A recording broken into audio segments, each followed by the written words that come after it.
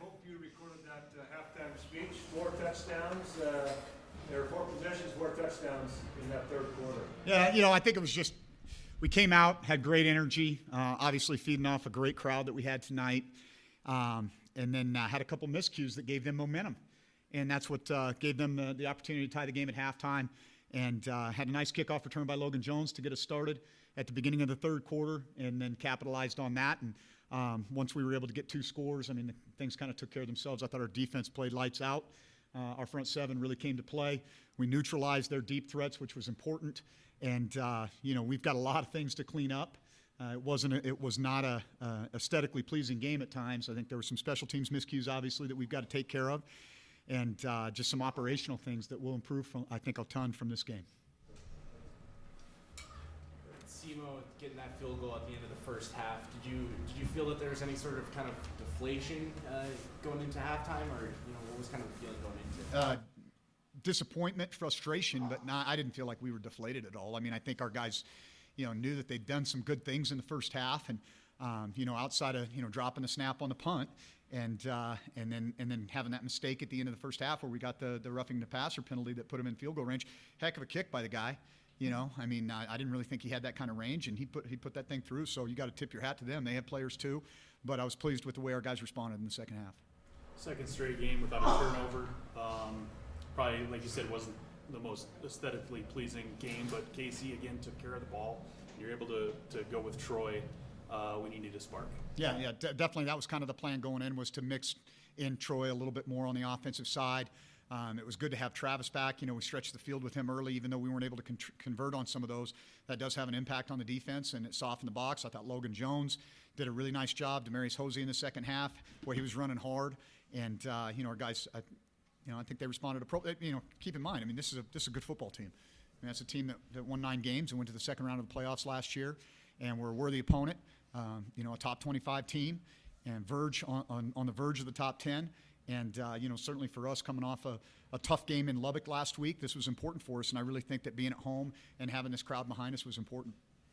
How much fun is it to coach offensively when, just different weapons just kind of rotating in? Yeah, I think we're still kind of finding out how it's all going to come together. Certainly we kind of know what Troy's capable of doing. But when you throw Isaiah and Demarius Hosey and, Logan Jones and then, you got Kevin on the outside with Travis on the outside, it's just, I think it's all going to continue to evolve. And I expect us to find out a little bit more who we are and get a little bit more flow on our offenses as we move forward. With Troy being able to add the spark that he does, how does that maybe think? Does that help Casey kind of settle in, you think? Well, I think it's probably a double-edged sword, I'm sure Casey would prefer to be out there in the flow of the game. And sometimes, you don't want to stop the flow of the game, but, you got a weapon like that, you got to use it. And so that's something that we're going to continue, like I said, continue to work with on offense. And I think there's times when we can leave Casey on the field. He doesn't necessarily have to come off when Troy goes into some of those situations. You said in the offseason that you want to be a top 8 team, you want to get a first-round bye in the playoffs. How much does a win like this get you closer to that? Well, I think that's everybody's aspiration and goal at this level. They understand how important that is. And I think, all this does is make next week that much bigger. That makes this Western Illinois game a very, very big game for us. And that's the way it's going to be. If you win, every game gets more important and gets bigger. And that's obviously something that we're working towards in this program. How did you think you neutralized Zach Hall, their linebacker?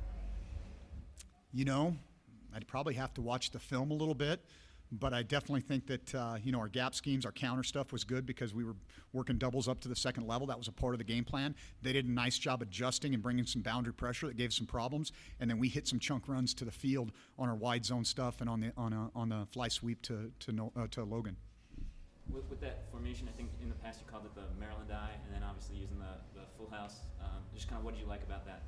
I think it forces the defense to defend a lot. It's very balanced. They can't tilt their safeties or gain a numbers advantage, and they've got to defend the entire field, and so that's part of the reason why we employ that. Did you think Santa Catarina was as advertised early on? Yeah, I thought he did some nice things. He's a tough kid. I think we got to him a lot. I don't think he feels very good right now. I know I don't know how many times we sacked him, but we hit him a lot. When your offense is clicking like it was in the third, what does that do for the defense? Well, obviously, that's how teams play and rise together. I think a great example of team football was our first series, where you get a chunk kickoff return, You hit 3 big plays, score a touchdown, your defense goes out, gets a stop, we get the ball back on a short field, we go and score. That's what it's all about, playing team football together. And I really think that's something that I'm going to point out to our guys tomorrow. When we didn't do that, how detrimental it was to our success, and when we were able to, all 3 sides lifting each other up, what a good football team we can be if we choose to do that. You guys really took care of the ball against a team that prides itself on taking the ball away. I mean, just how essential was that and the reflection that it had on the scoreboard at the end of the game? Well, we emphasize it every day. I mean, that's something that we've been very good around here at, knock on wood, is that we have not fumbled the ball very much. And, certainly some of the intermediate passing game stuff can create more opportunities for interceptions. But even when Casey was under duress, I thought he did a good job of getting the ball out of there, throwing it deep and out of bounds. And then in our shots, he gave guys chances down the field. And I think that's something that we'll continue to get better at. Was there anything in particular you feel like you said at halftime that, really changed the outcome? Was there anything that kind of stood out that you said? No, not really. I mean, probably wouldn't share it with you if I had. But I just think that's who we are. We've always been a second-half team since I've been here. And I think that's, we talk about not being front runners, being finishers. And we don't try to go out there and win warm-ups.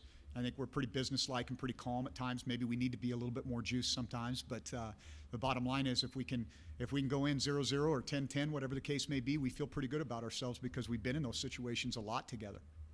When Troy comes into the game, just how do you think that just kind of maybe energizes the rest of the offense? Well, I think, he's a playmaker. I think it also, clearly puts a heightened sense of awareness on him. There was one time we motioned him out of the backfield. I think the entire defense rolled with him. We should have probably gone the other direction with it. But, he's just, Troy's a special player. We said that. I think it's well documented, and he proved it again tonight. I think Bryce now 4 sacks in 2 games. He tied for the league lead last year. What has he shown you earlier? He's early improved. on? That's the thing that I see about Bryce. I think one of the things that happened with him, he was at Washington for a while, but he really wasn't in game preparation mode. A lot of times he was working on the scout team or a backup type of guy. And last year when he got here, he had to learn how to prepare like a starter. And he's got that down now. And so he's studying those offensive tackles and identifying what kind of moves he's going to use going into the game and developing a pass rush plan that's going to be effective for him. All right, thank you, Coach. Appreciate it, guys.